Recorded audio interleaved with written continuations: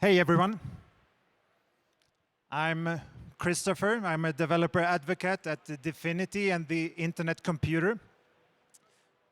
And I lost the screen share. Yeah. Today we're going to talk about cross-chain applications, and I would like to demo for you building a cross-chain Ethereum wallet built on the ICP. So, like I said, my name is Kristofer. If you would like to get in contact after this call, you have my contact details there. And to start things off, I just wanted to let this slide hang there for a second or two. Why do we keep inviting these rando chains to ETHDenver? And to some of you that might know a little bit about ICP, know that ICP is an L1. So you can build things on just using ICP. But fact of the matter is this, that we are here because we see that Ethereum needs scaling, or Ethereum needs scaling, but Ethereum apps need scaling as well. And there are many reasons why you might want to scale your Ethereum application. So you might want to be able to store larger volumes of data, or you might want to run complex computation, or you might want to integrate with external systems somehow. And all these are good reasons to scaling your Ethereum application onto something else. So that is the clear message I would like to give you as Ethereum people today, is that view ICP as an Ethereum scaling solution and put it in the same category as other Ethereum scaling solutions such as EigenLayer and RISC-0, etc. So just for comparison, and when you're building an Ethereum application, you have a toolkit of platforms and ecosystem projects that you can use to achieve this scaling. And of course, there are trade-offs for all these when you should use which platform. So with EigenLayer, you rely on the Ethereum validator set as a trust model, and with RISC-0 you have the CK proofs, and in the ICP case you instead trust the ICP consensus algorithm and the signatures that the nodes in the subnets produce. So you use these scaling solutions for different reasons. And before going into showing you some code on how you build this Ethereum wallet on ICP, I think it would be wise to give you a little bit more details on how actually ICP works. So rather, I would spend half of the time of the talk roughly describing this high-level overview, or fairly low-level, semi-low-level description, because otherwise I think I will convert basically 0% of you. So we need to describe this. But Internet Computer is a blockchain, and it is a decentralized public network that serves fully on-chain applications. And when I say applications, I don't just mean smart contracts, I mean applications, and that means we can serve both the front end and the back end, which is the smart contracts. So the decentralized public network, what does that mean? It means that it's geographically distributed, and we want it to not be dominated by like one or a few particular actors. And in the network, we have a number of nodes that execute the smart contracts, and these nodes and smart contracts, these should be general purpose, meaning that we can execute any type of computation that is computable, and they are composable, they can call each other, they are tamper-proof and autonomous. The ICP subnets and the networks are a replicated state machine, meaning that they accept input from the outside world. They run a round of consensus, and once the blocks have been arranged in a blockchain, the execution layer takes over, runs the smart contracts, that does the state transition, and then the state of the whole chain is advanced. We call the smart contracts canisters. And these canisters are WebAssembly modules, and these modules, of course, run in a WebAssembly runtime that is provided by the nodes. And in addition to this WebAssembly runtime, the nodes also provide the smart contracts with a system API that allows these smart contracts to access a bunch of cool stuff. Which are the ICP-specific features.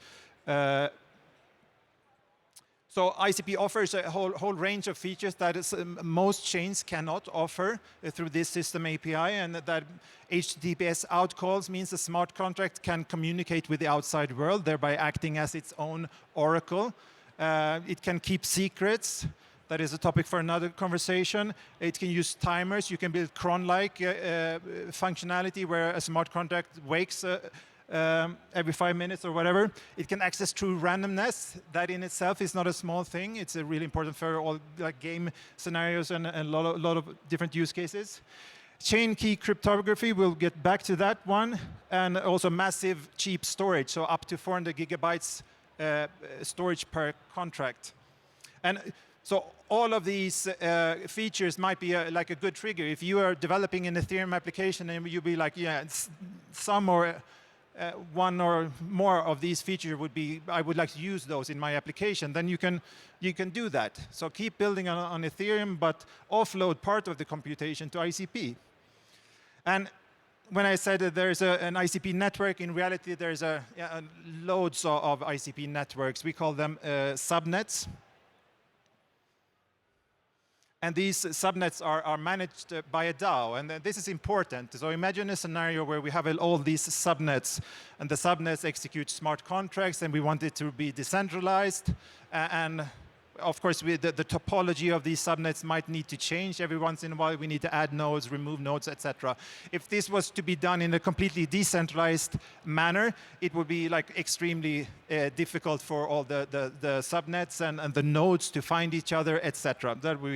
So instead, we try to achieve the best of both worlds, where we have let a DAO, we call it the NNS, the network nervous system. We let that DAO manage the subnets, and the holders of ICP tokens can stake their tokens in the DAO to get the voting rights that will let them affect how ICP as a network evolves. So the DAO manages the topology, and importantly, it also provides all the subnets with key shares, which I will talk more about in a slide or two.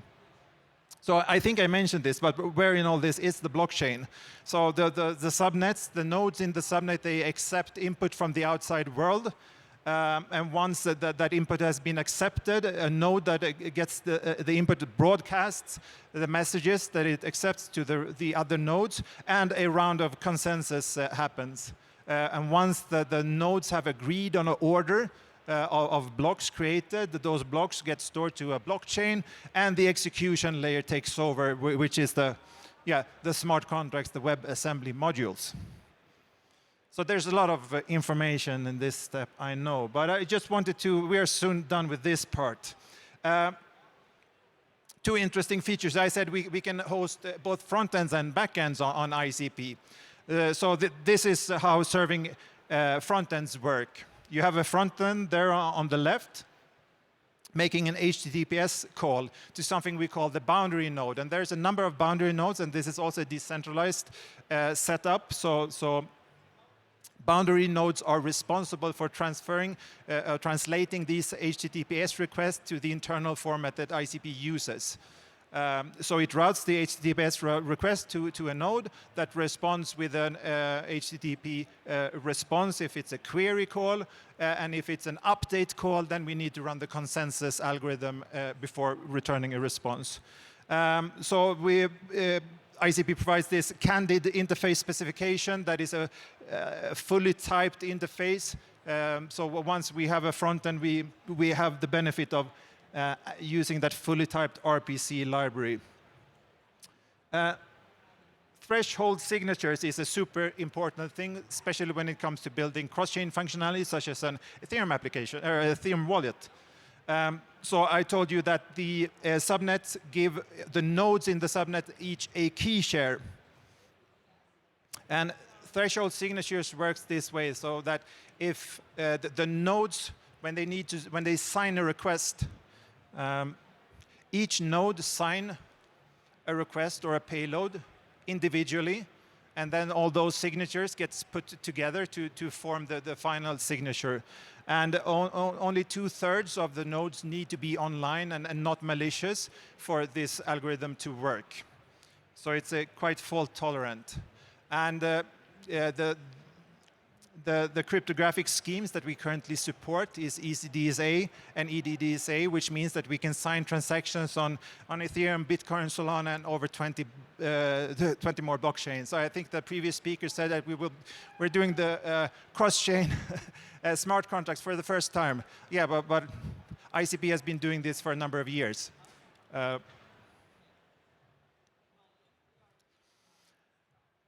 And ICP plays really nicely with Ethereum. That is one of the core messages of this talk. And using the HTTPS outcalls in combination with the threshold signatures means that we can achieve a two-way communication with Ethereum. So a smart contract on ICP can sign transactions with the help of the nodes that do this threshold signing process, and once we have a signed payload, we use HTTPS outcalls to send that signed payload to a regular RPC provider such as Alchemy. And in a similar manner, we can also monitor log events from Ethereum. And monitor log events, we can of course we can use that as a way for Ethereum smart contracts to notify an ICP smart contract. Now it's time to actually perform an action. And this is great because we don't need any bridges. We just use these two features in combination, and we can achieve this two-way communication. So we will soon get into not coding, but showing code for this wallet application. And so I just briefly wanted to discuss the architecture. The round circle there represents the node we are running on, and we have 4 distinct smart contracts involved in this process. So looking at, starting from the user, we have the user interacts with the front end. The front end is a smart contract that has the sole purpose of serving HTTPS like a pre-built front end, in our case, a Vite and React front end. That front end interacts with the back end using this RPC, using RPC calls that I mentioned. The backend itself uses calls another canister, another smart contract, which is the EVM RPC canister, and that canister is responsible for routing the requests we want to make to Alchemy and routing them out of ICP using HTTPS outcalls. The call goes to Alchemy and then Ethereum. We are also using Internet Identity, which is a service provided by the Internet computer. It's an easy way for users to generate an identity, because that is one key requirement when interacting with ICP, is that you have an identity doing so. You need to sign all the requests. Okay, I'm going to fix this here. And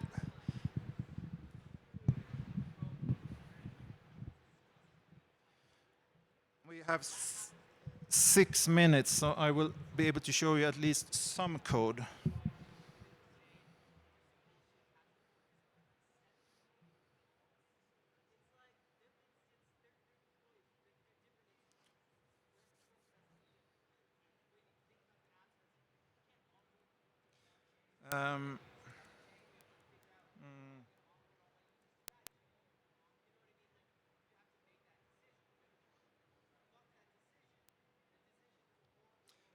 First, I just wanted to briefly show you the overview here. The project is, in essence, a regular Vite and React project to start with.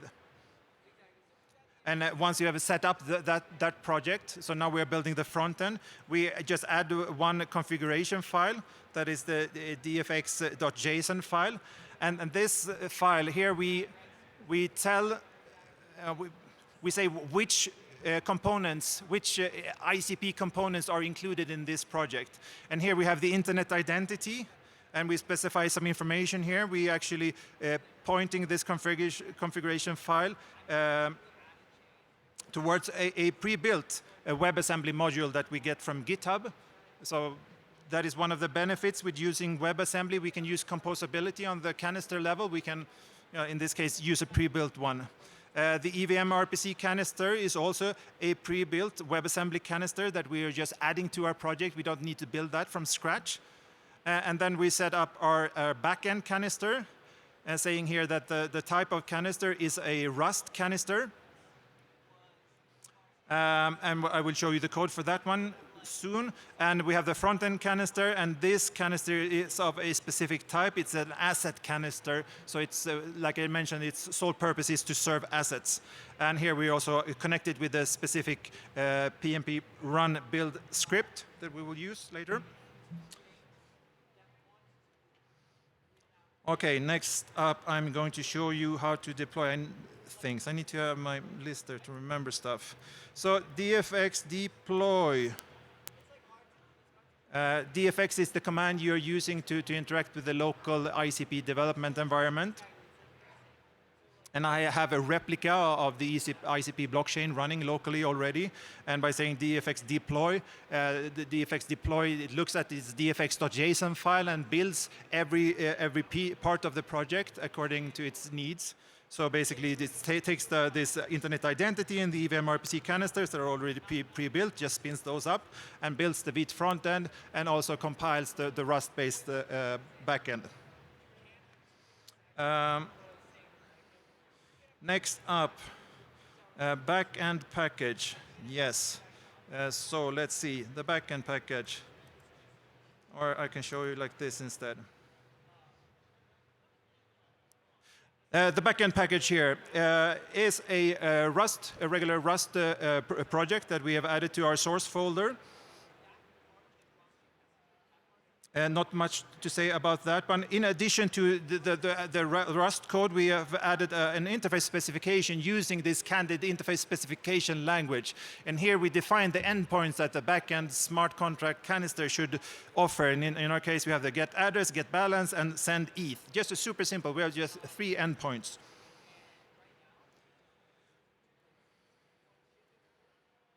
So let's jump over to the front end and show you some how we connect the front end with the back end. Let's see, it's this one, I believe. So we're jumping straight to the, I didn't show you the project. Sorry.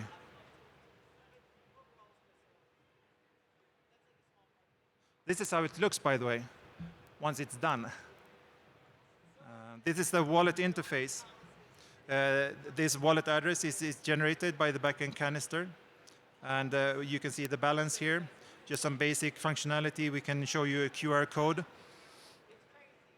And there's a send button where you can enter a to address and an amount. So let's try that. Do we have time for that? We have only 2 minutes. Sorry, this will have to be cut off slightly, the demo part. But let's just send a little bit of Sepolia ETH to our MetaMask wallet. And you see we don't need to sign anything. The whole signing process takes place inside the canister. Nonce too low. Next nonce 3. Okay, I did something. Should never try to demo things live. I did something wrong before setting this up. But anyway, if this would have a sort of, you can see we did interact with the RPC and we got an error response back. So the send button, we jump right into the send button, the React send button, and here we have defined a React hook that defines a send ETH function. We are using TanStack query to manage the calls for us. Let's have a look at how this send ETH hook looks. It basically just interacts with the backend here, backend.send ETH. And now I have only 45 seconds. I really need to fast forward. And we have configured the front end with an actor here. Use actor, where we basically create an actor provider that wraps the whole component tree of the Reg app application, saying like this is the backend canister you should interact with. And by doing so, we get the fully typed interface that we interact with. And in 22 seconds, I'll jump right in and show you the send ETH function in the backend canister that matches the send ETH function we have defined in the interface specification here. And what it does in 8 seconds is that it creates a signer, an ICP signer using the Alloy library, a version of the Alloy, the fantastic Ethereum support library that supports ICP. So you can really easily sign a transaction, and it uses the threshold signature features of ICP. And I think I need to cut off there, and I'm happy to talk more about this later. Thanks.